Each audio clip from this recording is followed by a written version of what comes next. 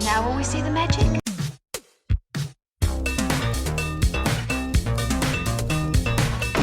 All right, where's Murray? Okay, who is it?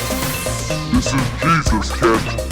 Know then that it is the year 10,191. Yes, we are bored. We're all bored now. Hi, good night. Good night. Hello and welcome to Mary vs. the Movies with your host Mary Jones. And Dennis Ling. And this week we are, in some way, going back to something that we had watched very early in the show. Back on episode 10. I know, can you believe that's back in 2020? That's like four years ago, right? It honestly doesn't seem that long ago to me. I feel like we just did this. We don't even live in the same house anymore. I know, but it still doesn't feel that long ago to me. I don't know. It was 4 years ago. I know. 4 years ago. It's 2 Super Bowls ago. Well, 1 win and 1 loss. I mean, there have been multiple Super Bowls. We just didn't win them all. Yeah, well, real Super Bowls. I know. Eagles Super Bowl. Episode 10 of our show, we watched Fitzcarraldo, the Werner Herzog film. It's the story of a guy named Fitzcarraldo who wants to build an opera house in the Peruvian jungle, and the best way to get to where he's going is to haul a boat over a mountain. It's a crazy story and somewhat based on a true story. Yeah. It's a famous film for having a very troubled production. Legendarily troubled. Yeah. Well, that sounds like a monumentally stupid thing to do. Let's do it and film it. Yeah. For real. As they were making the film, somebody else was filming a documentary. I don't know who actually directs this documentary. But yeah, so somebody went and followed the crew around and captured everything falling apart. Wow. It's a famous documentary called Burden of Dreams. Again, I don't know who actually directed this, but you know, it stars, if you call it starring, it stars Werner Herzog and Klaus Kinski. Oh boy. And a whole bunch of very angry Peruvians. Yeah. And I'm kind of excited to watch this. Look, I only know a few things. One, they offered to kill Klaus Kinski. He is famously an unpleasant person, or was. You can learn all kinds of terrible things about the man. And he was driving everyone crazy. And at one point, the locals said, "Hey, Werner, you want us to take care of this guy? Tomorrow." Like, we can do that right now. Not now, tomorrow. And seriously considering. Yes. And I don't know. I think by all accounts he considered it. Yeah.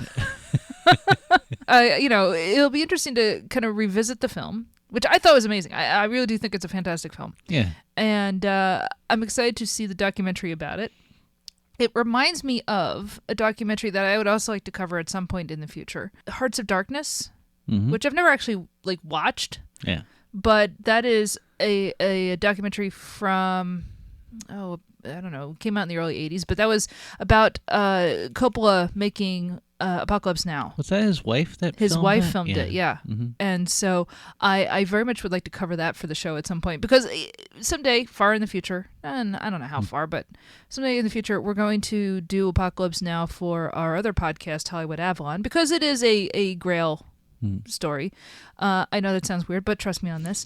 And, I figure we'll probably time that to go together. But, a similar story of a director goes into a jungle to make a movie and kind of loses his mind. So that is my impression of Burden of Dreams, that it is kind of the same as in that sense. The director, kind of losing their sense of all proportion. Because remember, you're making a movie. It's art. Yeah, it's art. Of course it's art. And it's important, but people's lives are on the line and their fortunes are on the line. Do you think it's worse than, like, say, D.W. Griffith's sets? Or Oh, boy, that's an interesting was question. it the one in Alaska that was the Great Flood or something? Oh. It was famously terrible. Yeah, there are a lot of stories like that, or oh gosh, I guess it's the original version of Ben-Hur, directed by was it DeMille who directed the original Ben-Hur? But anyway, maybe it was DeMille. yeah. That's Anyway, who I'm thinking of. people being killed during the chariot race, and I mean, people have been killed on. People still get killed on film sets, unfortunately, especially when the director and star is using non-union labor who are not actually trained in what they're supposed to be doing. Yeah. I think we know who we're talking about. So look, directors are monsters. I think that's something we can just assume in general. Directors are monsters. And Except for the ones we like. No. When I think about some of my favorite films, I'm just like, no, that guy's not a good person. It's like trying to convince yourself, well, look, Led Zeppelin rocks. I'm sure they're all nice guys. Let's not go there. Not tonight, anyway. All right, but so we will be covering that someday, I think. Yeah. Song Remains the Same. I know it's pretty far out of the list. Yeah, I know, but you really do want to watch it, I do. and It's I've so never dumb. seen it. It's so dumb. Well, things that aren't dumb Yeah. would be the movies of Werner Herzog. Yeah. So we haven't done many documentaries or any at all. No, I don't think we have. So I don't have any questions set up. Yeah. Like is there a dog? I don't know. But love triangle. Who knows? These are probably legitimate questions for this one. Let's go throw them out there, and we won't answer them. But maybe they'll actually happen. Will someone die? Who knows? I mean, hey. Angry God? Well, we know that's the case. I mean, that is literally the case of this. Yeah. So, yes, a documentary doesn't really work the same way as a lot of stuff that we're covering. Though, who knows with this one? Who knows? Yeah, that's true. Anything's on the table. So anyway, do you have any? You've never seen this, right? No. We know what happens in the film Fitzcarraldo. I think it'll be fun to kind of compare how the film progresses versus like how the real life, what is happening in real life, because it is a real, they basically did the thing that the movie is about in order to make the movie. Yeah. And that's like, what is wrong with you, man? And like I read his memoir, right? Mm-hmm. I don't know that I understand him any better now than what before I read it, and I don't think he intended me to either. I don't know if he does. No, I don't think he wants me to understand. Yeah. But that's okay. I still think he's fascinating, but I don't know what I'm doing here. So you haven't seen Agira Wrath of God yet, right? No, I wanted to go see it in the theater, and we couldn't make it. Yeah. So it kind of covers the same ground, and it seems like he's already suffered through this before. I'm sure they'll mention that in the film. But. Yeah, because that Agira, that's conquistadors and whatnot, but not same territory, kind of doing the same dumb stuff. Yeah, and again, it's Klaus Kinski. Yeah. I don't think I have much else to add until we see it. Yeah, this is a new experience for us. All right, so in that case, shall we go watch the film? Yeah. Oh, by the way, we are watching this at Ambler Theater. Yes, we're actually going to see this in a movie theater, which I'm very excited about. Yep. We're going to the Ambler Theater in Ambler, Pennsylvania, where we go and see lots of movies because it's sort of the local art house. And I'm excited to see this on a big screen.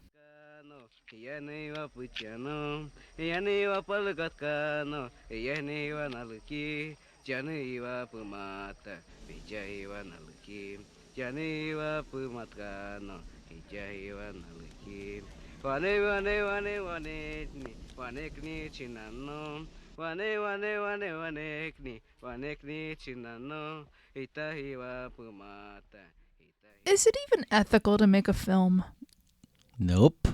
Yeah, that's what I thought.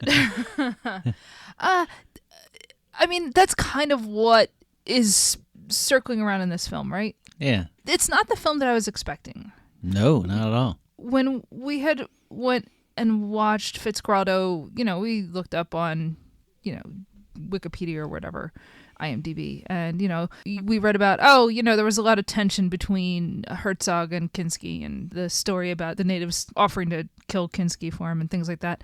That's not what this film is. Mm.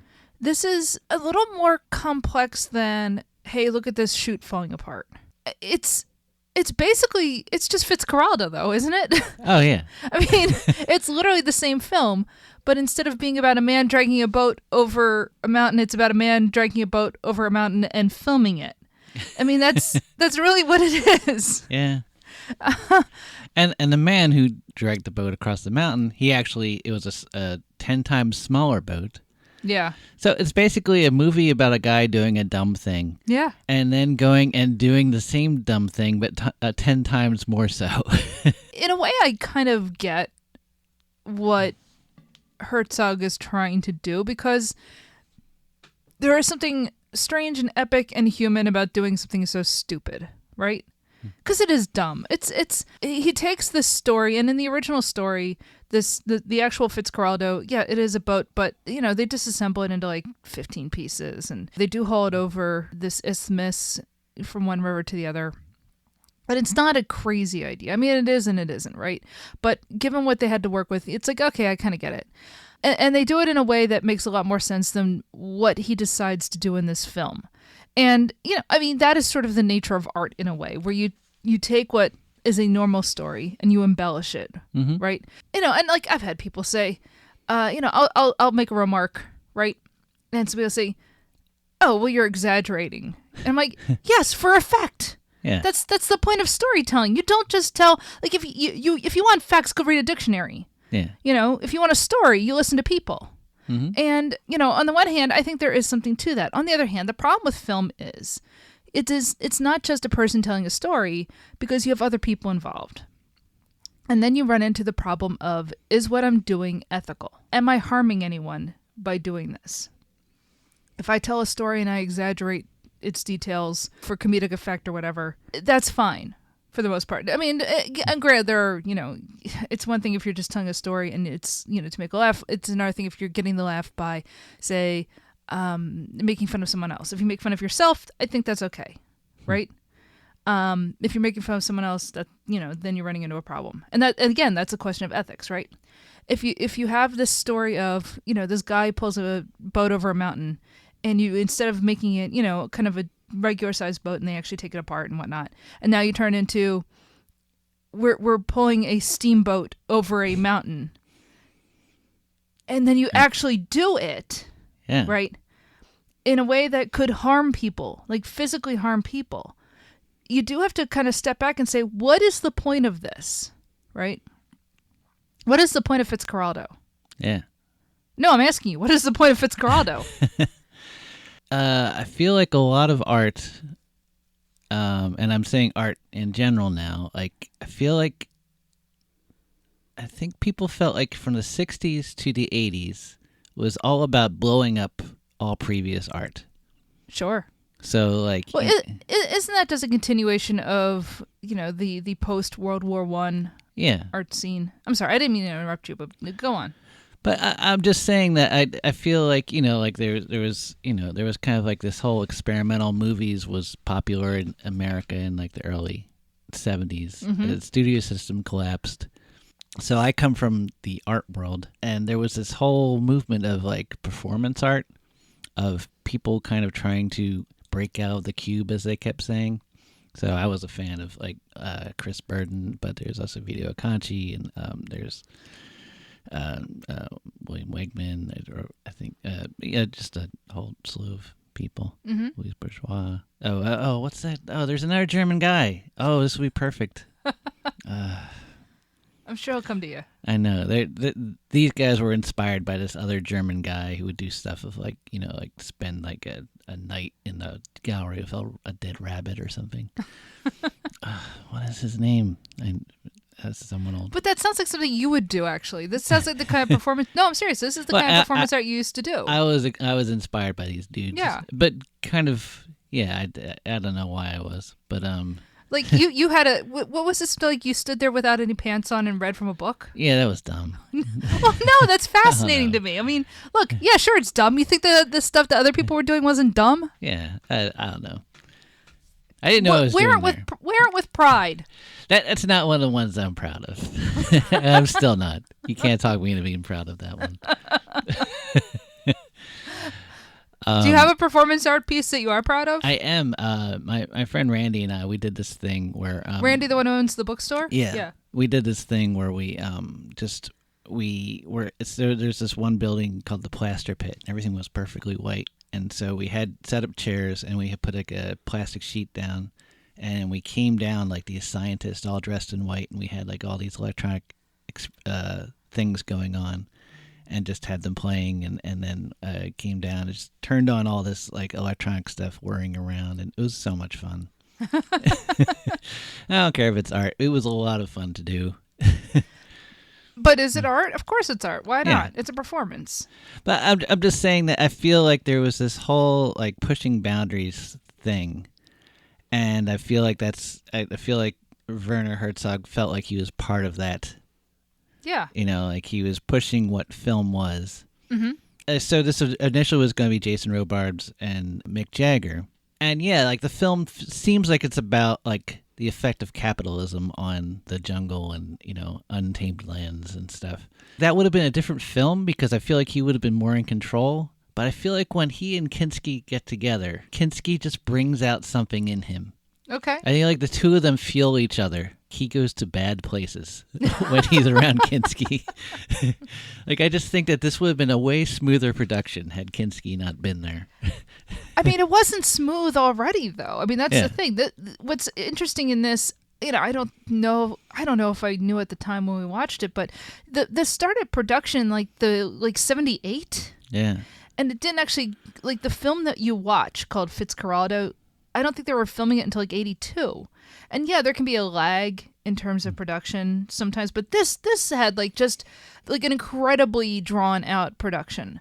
But there's like border wars. Yeah, that's what I'm saying. Like, because, the places that he was choosing to film in because of environmental reasons, because of caste reasons, like everything was going wrong, right?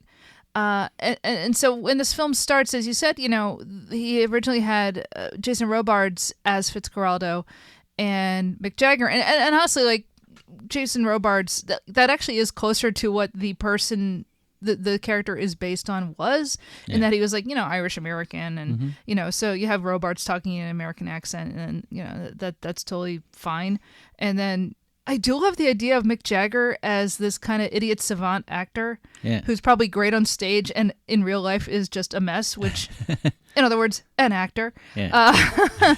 And we get like a little snippet of that film. And apparently they were like, what, 40% done filming? Yeah. Oh, man. Can you imagine? You're almost halfway through the filming part and like your actor has to drop out. Yeah, he got sick. He got some kind of amoeba. Yeah, I think he had like amoeba dysentery. Like amoebas, everybody knows the word amoeba because it's like a single-celled organism. They will kill you. They're incredibly dangerous. People don't realize. No, amoebas. They'll cut you. Yeah, they will. Cut up your insides. So yeah, he starts off filming in one part of, I guess it was down in Brazil actually. It looked like it was deep in the Amazon. Yeah. Right. And I mean, that's the thing. Like, he just kept picking these places deep in the Amazon to film in. And on the one hand, I think it looks amazing, but it's like, yeah, you're just wandering into places where you have all of these local tribal groups who are like, yeah, this is our land. And meanwhile, the actual nation state is, basically screwing us around. And so, you're trying to make a film here and you're kind of screwing things up for us. Or, how can we leverage you guys being here into like, pressing for our own concerns? Yeah. And it's interesting when the film gets into that. And like immediately, like from jump, you have him filming somewhere in, I mean, I don't know if, I guess it was Ecuador, like the Ecuadorian border. And you have a local, native group who are like, yeah, we're basically fighting the local government, and now that you're here, hey, maybe we can use you to publicize our own issues. And that probably worked out fine until Robards got sick and they had to shut everything down anyway. Mm-hmm. But then there, of course, there's like border wars going on. There's all sorts of like, tribal uprisings. And, when they move then, I guess, up into Peru and close to, was it Iquitos? Yeah. Which is maybe closer to where the story actually took place anyway.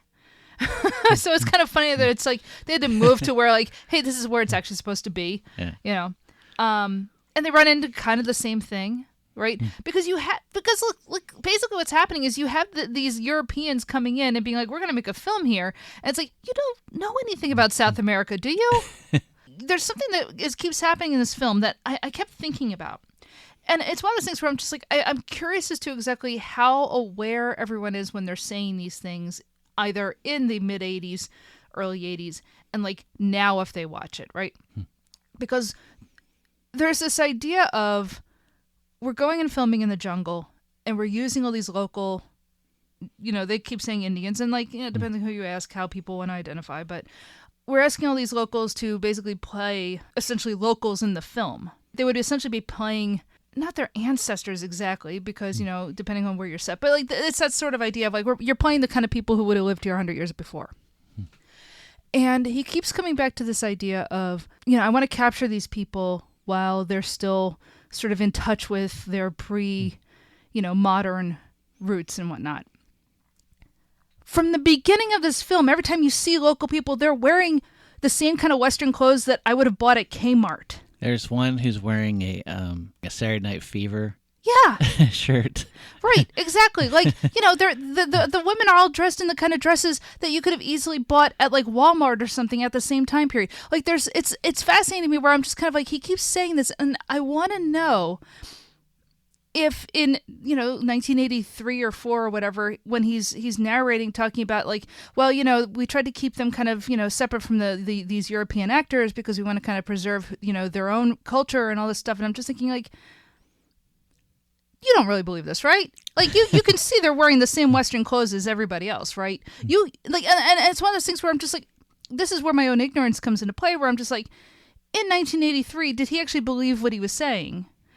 Or was that all put on? Because the thing with, he's so deadpan. Yeah. He's so deadpan all the time that I kept trying to figure out, like, does he actually believe what he is saying, or is he playing to what people believe about these people? Do you know what I'm saying? Mm-hmm. And the thing is, like, I mean, look, I've seen more than one of his films. I read his memoir, and I still find him kind of like impenetrable in a way, right? He is. Yeah. Herzog is impenetrable. Because I feel like I don't know, I can't take him seriously. Yeah. Right?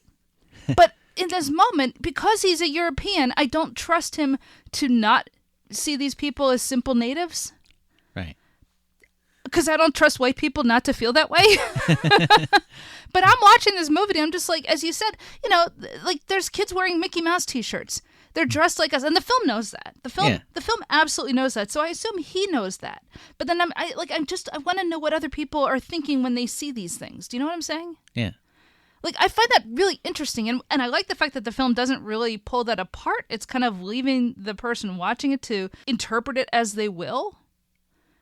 But I still want to know, So this is made by Les Blank, who is a documentary filmmaker. He's respected and all that, and apparently he hated this whole experience. Oh, it looks miserable. He was like he's a very shy guy and very quiet, and he wants to make documentaries. He's like you do to talking type of thing, and apparently it was like a lot of the Herzog stuff was stuff that he was making him repeat that he had told him when they weren't filming, and he's like, oh, could you do that? And he kept trying to get him to say those things again. So almost everything that we see, like the whole the jungle is full of misery, like that's stuff that he just kind of coaxed out of him to say again. So he's probably embellishing something he had said before, and I don't know, some joke that he made up, and now he's kind of performing, but.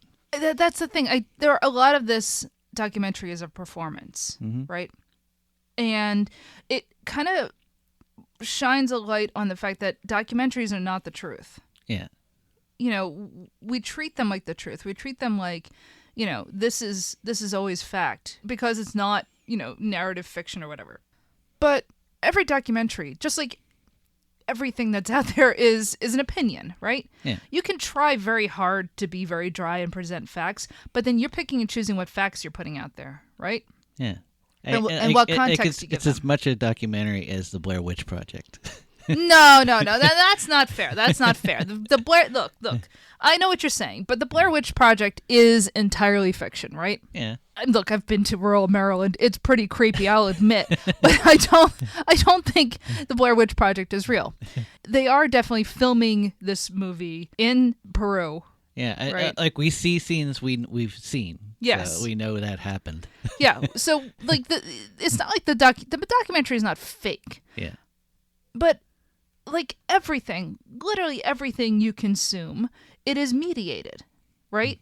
You know, I mean, there is, you know, somebody puts it together. Somebody has a reason to want to tell a story. Somebody has a way to edit the story. And so, you know, nothing is actually true insofar as this is the only thing you can go on. This is why, you know, you always have to have multiple sources for things, right? And you can't just take everything at face value. Again, that's why I go back to the whole talking about the extras in the film, the natives, as the way he's talking about them. You have to assume that he knows that what he's saying is kind of this weird noble savage stuff, right? Yeah. Because, again, you know, the extras are also, like, hanging around in the camp wearing clothes just like everybody else wears, right? Mm-hmm. They're as modern as anyone else, except for when they're, like, living in the jungle and drinking the yucca fermented root juice, whatever. Mm-hmm. And, yeah, that sounds weird, that the fermented stuff, but it's just like, well, God, I mean, I'm sure we eat weird stuff. I mean, who God only knows what a hot dog is. I am a cultural relativist because... yeah, you have to be. Yeah. What is the truth? What is reality in a documentary like this? The film, I think, is not the film is conscious, but the people making the film are conscious of the fact that what they're showing, it's true, but it's not true. Just before we watched this, we decided to watch I decided we should watch a 6-minute deleted scenes. Mm-hmm. And these scenes were all about Klaus Kinski. One was just like a blow up of his that they were saying this is a mild one, and it's just him yelling at Klaus or I forget the other guy. No, he was yelling at the I guess like the assistant director or whatever, Walter Saxon. Yeah. And so it's just him yelling at him for like 4 minutes straight, and then it's a few other scenes of Klaus like. Well, you know, actually we got along pretty well, and here's him with a butterfly. So what's kind of fascinating with the film, like we're expecting like just, you know, Klaus and Kinski and Herzog just fighting the whole time. Practically there's no Klaus, there's not much Klaus at all. He's like just kind of a minor figure in this film. And I feel like they just deliberately decided to focus on just the native crew and Herzog, and just kept bouncing between the two of them throughout the film. And it's like, you know, taking like what Herzog's saying, and then like now look at, you know, the natives and what they think. It's interesting. Like I was left with this feeling that like, oh, film is not movies are not a art form of film. Movies are an art form of capitalism. It's just this project that comes and spreads money around, goes wherever it wants, and decides it can do whatever it wants because it's throwing money, and everyone's getting paid slightly more than they normally would be doing a job that's just for the movie, and then they leave, and you know that's it. Fend for yourself. I was telling Mary like, oh, you should go try out for this movie that Spielberg's doing in Cape May. Down in New Jersey, yes. Yeah. Spielberg is filming a movie and they're looking for extras. And it's just like this kind of like storm of excitement that just kind of passes through. It is like a storm. It's like, you know, like this exciting feeling when you're inside, there's lightning, you're like, oh, maybe they'll take out the power. You know, maybe everything will be turned upside down when it leaves. You know, and that's just like what a film is like. It's just like it changes everything and then it goes away. That's just the feeling I got from this production. Like, you know, like maybe this movie will be a complete failure. Maybe like everyone will be out of money and people will be dead. You know, yeah. It just seems like this giant waste of money. It's like this is what capitalism creates, is just, you know, waste. Well, it's interesting you say that, because now the question is, what is a waste? You know, we say it just spreads money around and it just wastes money. And I think to myself, but is it a waste? What's the point of money? So I was thinking, so what's the promises of film? Like, why do people get excited about films? And I was thinking, so it's three things. It's money, it's fame, and it's dreams. That's what Herzog is saying. Like, film is dreams. I'm a dreamer. I'm bringing dreams to life. Like, other people can't dream dreams. I can. Or no, everybody dreams dreams, but it takes an artist to articulate them, and here I am. Right. Yeah. And I think there is something to that. Everyone does dream dreams, and it's just a question of can they be expressed in the world. But what do you think about that? What do you think about film and capitalism and dreams? Sometimes I feel like it's the best that capitalism can do. Okay. I would argue vaccines, but I don't know if we needed capitalism to make vaccines. No, absolutely don't. Yeah. But do we need capitalism to make films? I mean, look at the Soviet. No. Well, I see what you mean. Yeah, no. I mean, look at the Soviet film industry. I mean, look at Eisenstein and all that, you know. But I'm saying that, like, the propaganda films that America has made has influenced the whole world. I'm not saying that's a good or bad thing. I'm saying that's what. Yeah. And how those are made is by throwing money all over the place. Well, I mean, but Herzog's not American. He's German. But you know? But Germany is as capitalist as anybody. That's true, and you know, he comes after the war, and you know, I mean, to be fair, the United States kind of had a little influence on Germany after the war, you know. And I saw someone saying, like, you know, like when you confront capitalism with fascism, I'm like, hey, dude, there's not much of a difference there. Hey, they don't have to be. You know? Yeah, that's true. Oh God, I know. But you know, what are your feelings then about, you know? Okay, so film and capitalism and all the rest of that, and taking that into the jungle. It's one thing to take the machine into South Jersey. Mm-hmm. You know, I mean, not who cares, but. It's already, like, you know, a leveled play, like not a leveled play. It's already a forest that's been, you know, destroyed, right? So eventually we'll do the Emerald, I think Emerald Forest. It's called the John Borman's kind of fantasy about this very thing. Because this is his second time doing this. Like, right. He's or at least that I know of. I don't know if there's others, but yeah, he had made what, Agira, like back in the early 70s. Mm-hmm. Yeah, it's kind of the same thing. Yeah. Well, so I guess what I'm asking is, do you think it's ethical to make movies in the rainforest? I mean, I don't think so. I don't think so. No. No. Like, in a way, this feels more like the Fire Festival. You know? Oh God. Yeah. And just it's. I don't know. It's kind of an immense, I don't know, idiocy at times. I do think this is a film that's kind of grappling with, you know, what is the point of making this movie? You know, as we've said before, this is a movie where we're documenting a man basically making a movie of a thing that he's doing. Yeah. And I mean, on the one hand, that's kind of weird, right? That he did a fictional film about a thing, and the only way to make that, he has to actually do it. Yeah. Right?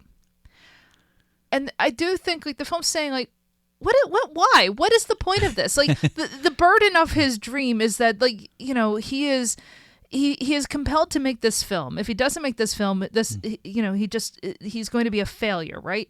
He has to make this movie. And I don't think it's just like, well, we owe people money because the only way you can finance a film is by taking on debt. And so you have to actually produce a product, right? I think, you know, there is a compulsion to make this thing. I mean, you know, Herzog is a man who is compelled to make art, right? Yeah. And he doesn't just make film. He doesn't just make, you know, narrative film. He, you know, makes documentaries. He directs operas. He, you know, this is a man who, I mean, and that's the other thing I just kept thinking about, like, you know, again, because I read the memoir, like, I didn't realize that he directs operas, and he has for, you know, decades now. And, you know, knowing that now and thinking about Fitzcarraldo, he really did just make a film about himself. Yeah. Right? This is autobiographical in a very weird way. You know? because, if you go back and listen, the point of Fitzcarraldo is this guy who lives in the South America as a robber baron wants to bring opera to the little village that he lives in. And, the whole purpose of all of this is that he's trying to make money by getting rubber in order to bring Enrico Caruso to sing at an opera house that, his girlfriend who runs the brothel is going to, set up. So go back and listen to our episode if you haven't. He'd probably be into NFTs now. Oh, God. Oh, God. The fact that you just said NFTs, you're actually kind of accidentally getting to something that I want to talk about. We may as well talk about it now. What Herzog does is insane. Mm-hmm. There are certain films that have been made, and you kind of sit there and you go, why did you do this? And I've seen some of them, Apocalypse Now. Why did you do this? I think Apocalypse Now is amazing. I love that film, but you kind of got to sit back and go, good Lord, why? Why did you do this? I watched that documentary From Darkness to Light about the making of The Day the Clown Cried. For those who don't know, and I can't believe people don't know, but Jerry Lewis made a film about the Holocaust. It's notorious, right? And it's been hidden for decades now. It was never released.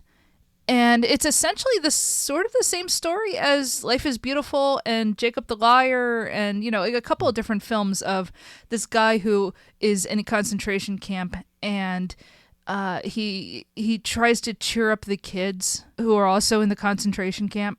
But because it's Jerry Lewis, the tone is all wrong.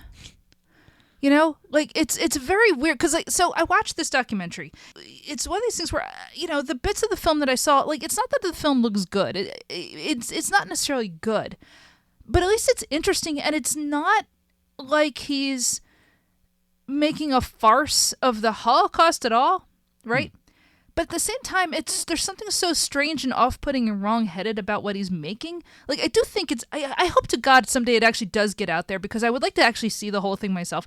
But the whole time you're sitting there and you're just going what in the world possessed you to make this, right? Fitzcarraldo is definitely a film where you think to yourself, what in the name of God possessed you to make this? Not that it's not a fun story, and it's not that it's not an interesting story, but I mean, and like I said, I do think to some extent it's autobiographical, right? The film is actually about Herzog and why he makes art. Mm-hmm. And he makes art that's incredibly... Why are you putting yourself through this? Why are you making this so difficult? Well, because that's the only way to make art. The reason I bring this up, and you said NFTs, here's the thing. Nowadays, nobody would do what he did, right? And it's not just because of insurance, although that is a big part of it. But they would just CGI a boat. Or God forbid, just, plug something into a generative AI program and says, hey, show a boat going over a hill. And it would look like crap, and the boat would have, as you said, 10 fingers. 18 fingers. Yeah. And 3 legs. Yeah. Even though it's a boat. The thing is, I bet there's lots of directors that would want to do something like this. Yeah. No one would ever give them the money to do that. No, they wouldn't. They would never do it. So one thing I'm watching this, and you can ask the question of, is it ethical to make this film? I don't know. I still don't know. I mean, and I don't think anybody actually died. I thought, didn't someone die in a plane crash? Yeah, but that's not the same thing as... Look, that's not like when, Alec Baldwin is making Rust and he accidentally shoots a woman and kills her. No. That's it's a different thing, right? Accidents can happen. This isn't like running people over in Ben-Hur. Mm-hmm. But it is dangerous, right? And they show the whole thing with them trying to engineer taking the boat over the hill, and how dangerous this actually is. And everybody's just kind of like, oh God, we could actually kill people doing this. This is really dangerous. And you can see they're worried about this. Right? Yeah, I think they brought in a Brazilian engineer. Yeah, and he left. Yeah. He said people will die by it. And I do love the detail, they do the first time and they try to do it, and it does sort of fall apart on them and it doesn't work, and then they try it again and it doesn't work again. In fact, they're very worried that if this thing snaps, people are going to die. And as you said, the engineer actually is just I'm out of here. I'm not going to have anything to do with this. 5 minutes goes by in the film of watching them fail. And then there's just kind of a voiceover of, yeah. And then eventually they brought in some engineers and heavier equipment and they were able to get it over. And that's what you see in the movie. And that's not that exciting, is it? It's not very exciting that if you just put more money into it, it'll be fine. But the thing is that, like, what I kind of like about the documentary is that it doesn't even really show that. Yeah. It's no, like, that's what I'm saying. Yeah. It's like the documentary is like suffering. Oh, and everything worked out. And then Because that's not interesting. Yeah, I know. But I mean, like, it just kind of suddenly ends. It's like Because it's not interesting that the solution was simply throw more money at it. Yeah. Even though that is true. A lot of times, a lot of suffering can be alleviated if you just throw more money at it. Yeah. But where I'm going with this is... The Beatles lied to you. You mean all I need isn't just love? No. You need money, man. Yeah. Love costs money. Well, they also sang about money, to be True, fair. Yeah. But no, so, I'm just thinking about, it's incredibly dangerous to make this film. But it's a better film than all of the CGI crap. Oh, yeah. No, but I think there's something interesting about that, and something that I don't know how to unpack of... You have to make a mess. You have to make, like, I don't want to believe that you have to make things dangerous, because I do think, like, as I said, if you just throw enough money at it, you could do the same thing and it be safe, right? Mm-hmm. I don't, it's the same sort of thing. Like, I brought up the Rust shooting. That would have been safe if they'd had the trained professionals, union members who are, armorers and all that stuff. That whole thing would have been fine if they had followed the rules. So it's not that I think you have to be in danger to make art. I do think you have to throw a lot of money. You have to throw a lot of resources. Let's not call it money. Let's call it resources into a thing to make it work, right? And what I don't like about a lot of film now is how lazy it is, because, we'll fix it in post. We can CGI that. We can just kind of we'll just make a cartoon of it later. And you know what? It looks like crap. And it's not compelling. It's not interesting. You can watch a lot of animated films and feel something for those characters, but when you watch CGI, you don't feel anything for them because there's something that doesn't work about it. That's not always true. Look, Lord of the Rings works great. Why? They threw a lot of money into that. They threw a lot of money into it, but also, like, they... Andy Serkis' money. No, I'm serious. No, but I mean, also, like, they definitely had a vision. Yes. And it's the Russo brothers don't have a vision. I don't think they have eyes. I'm just saying that, like, it was, think when you're at the beginning of a technological thing, like, you know how to use it as a tool, and then as everybody starts to copy it, then suddenly it's just throw money at it, make it work. And the people running the studios are not artists. Jack Warner was a terrible person, an evil man, but he actually loved film. Same thing, Louis B. Mayer, evil man, loved movies. They actually cared about what the product was being put out there. David Zaslav doesn't give a about movies. So yeah, to get away from David Zaslav, let's just forget about him. What? I'm sorry. We do a thing on the 80s, film in the 80s. This was before the sad state that they're in now. Yeah, I'm sorry. But this documentary, like, just getting away from movies, this documentary specifically is about Herzog's egomania, and then, like, this is the people that's affecting. Yeah. What do you think? And, like, that's all the documentary is. I feel like that that Les Blank was like, that's all I have energy for. A good documentary, and, like, it's like, you keep it simple, stay out of the way, have a simple thing. And I thought he did that great. So what do you think about films about directors, like, on a smaller scale? Like, here's a guy who's affecting tribes all in this one area. Maybe he doesn't care about that, or maybe he cares about it now that he's looking at them. But, like, when he first thought of this, he's like, well, I'll just go into the green place and we'll get some locals and then I'll show them opera.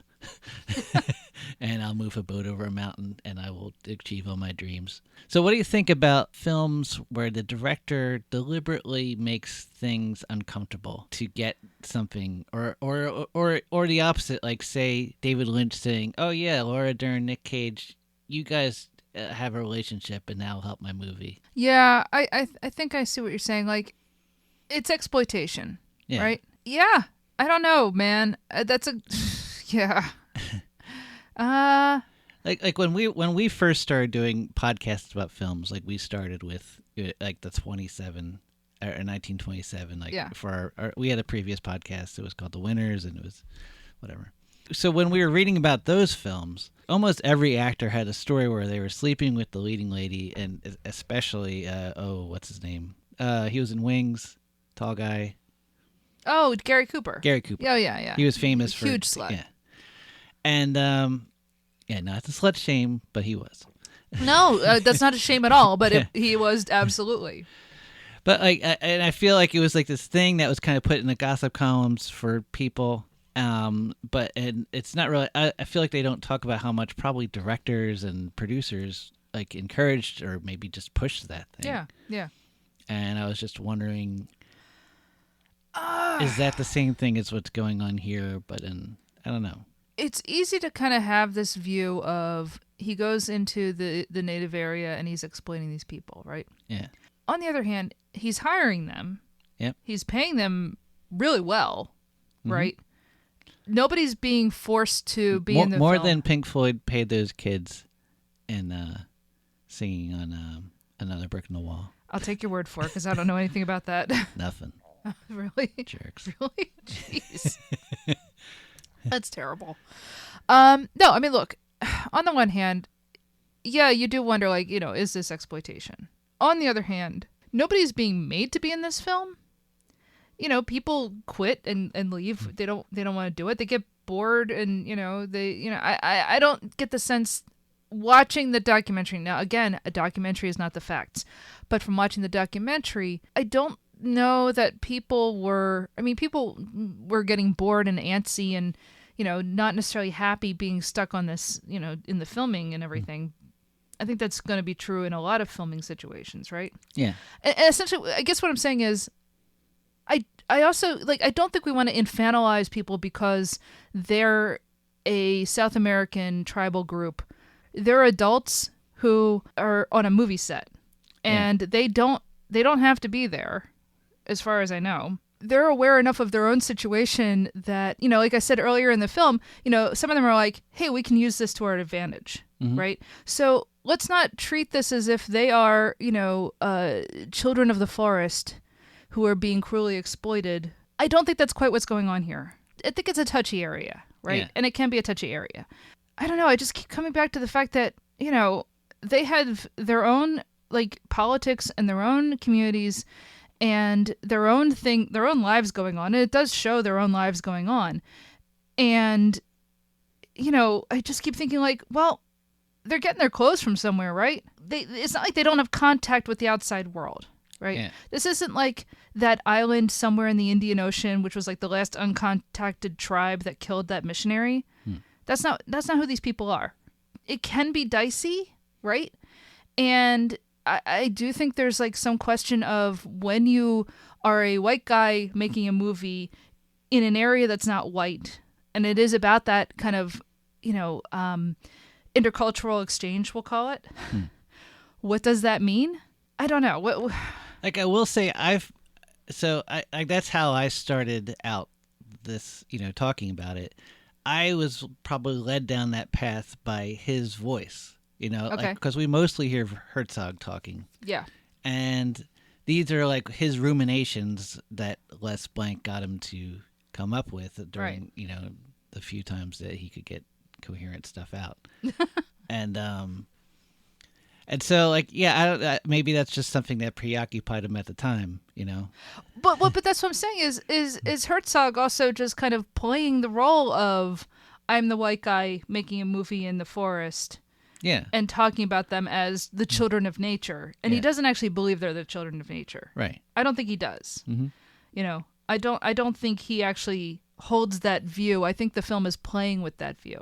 I think that this movie in particular is just trying to raise that idea, but it's not necessarily saying that idea. I don't think it's going to hand you, here's what we actually think. Yeah. That's not the point of the film, isn't to just say, well, the lesson we should all take from this is I don't think it's trying to do that. No. I also just appreciate that it's not showing Herzog's not heroic in this at all. No. He is often wrong. He's doing things the wrong way. He is. It reminds me of Walk the Line, when they made Walk the Line about Johnny Cash, and Johnny Cash was saying, I'll let you do it if you show me looking like an ass. Yes. It's like, yeah, I don't want a movie made about me unless I look like foolish. So there's this one scene where he's like, I want this, attack to happen during the golden hour, and so they keep redoing it. Of course, they keep messing up, and the whole point of showing this and his insistence on the golden hour is to show like, Jesus, you're being so foolish. Why are you doing this? And I think the film is. What I really love about it is that it's not laudatory, and it's not like, here is this madman in the jungle, but he has a vision, right? It's more like, here's this madman in the jungle, and like, dude, it's a film. What are you doing? And he might not know what he's doing. And he doesn't necessarily know what he's doing either. He thought that would get over the hill that one time, and it sure did not. No. And now people won't give him money because it won't move. So no, I actually think this is a fascinating documentary, but it does not hold your hand. I do feel like there's scenes where everyone's miserable, but I get the feeling the natives are like, yeah, we're miserable, but man, these Germans are miserable. Jeez, we're having a better time than they are. They really do look miserable. Yeah. There is this sad men in mustaches. There is that wonderful monologue towards the end where Herzog is just talking about being in the forest, and you think that like, oh, it's the Amazon rainforest. This is like the cradle of life. This is the lungs of the earth.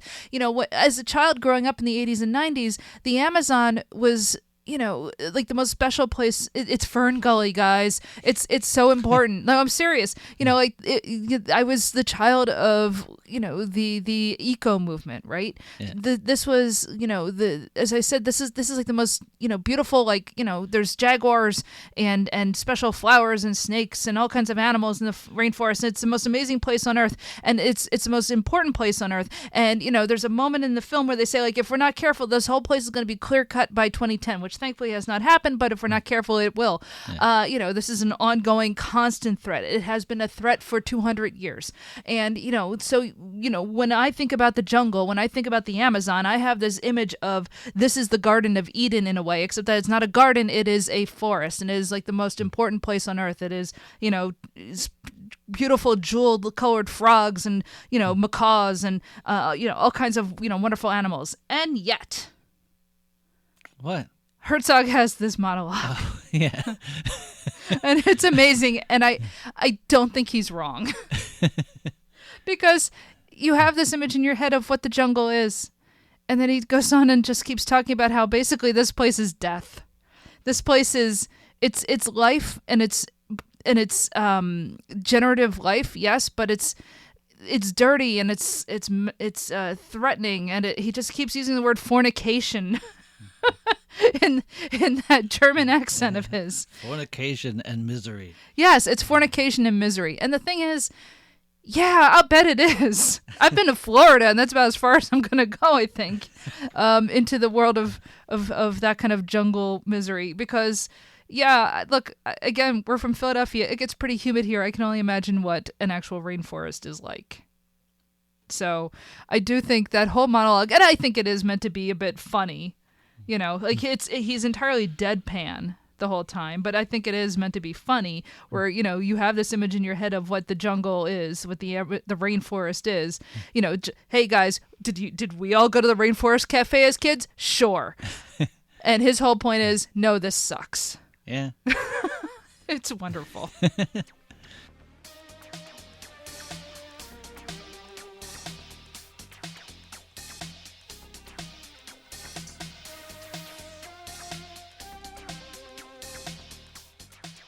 So that was Burden of Dreams, starring Werner Herzog, Klaus Kinski, Jason Robards. Who else is in this? Mick Jagger? Well, yeah, Mick Jagger's in it for like 30 seconds. Yeah. I wish that we saw more of that.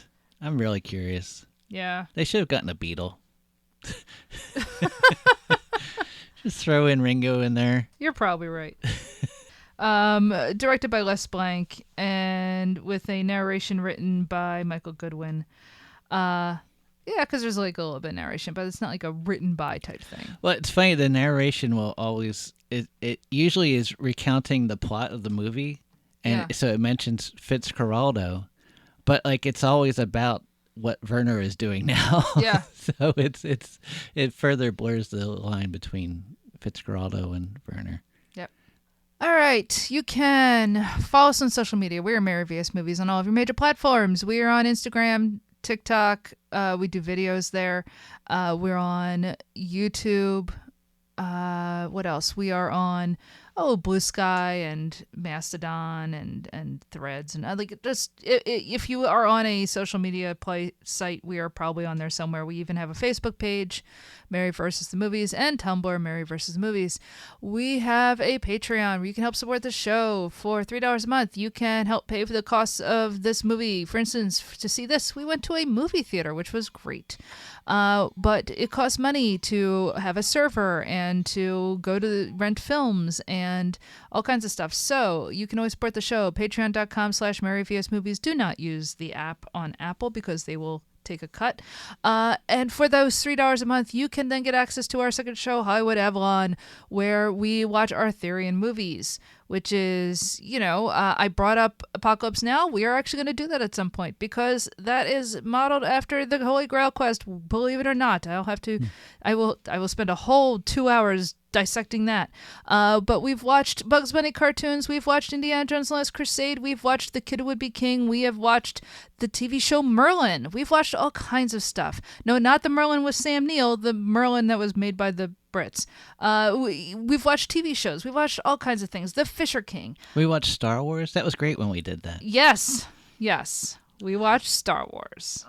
So if you want to hear us talk about things that are somehow related to King Arthur, the Holy Grail, Morgan Le Fay, all of that stuff, you just have to sign up at patreon.com/MaryVSMovies and you can listen to Hollywood Avalon.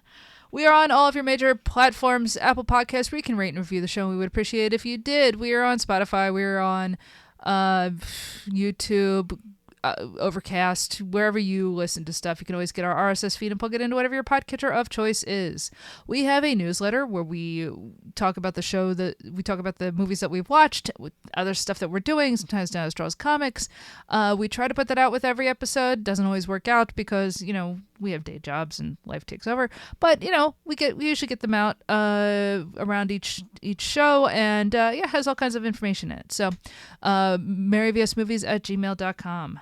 You can write to us with any comments, questions, complaints, or suggestions. We do try to do listener requests. Sometimes it takes me 2 years to get to them, but it does happen eventually, especially if you poke me and say, hey, why didn't you watch this yet? And I go, oh, I completely forgot because I've got a memory like Swiss cheese. So, but don't ever give up on us. Just poke me. Just poke me. I swear to God, it is purely because I'm forgetful. Anyway. All right. I don't know what our next movie is, and that's all right. We'll figure it out at some point. But until next time. I don't want to live in a world where there are no lions anymore, or where there are no people like lions.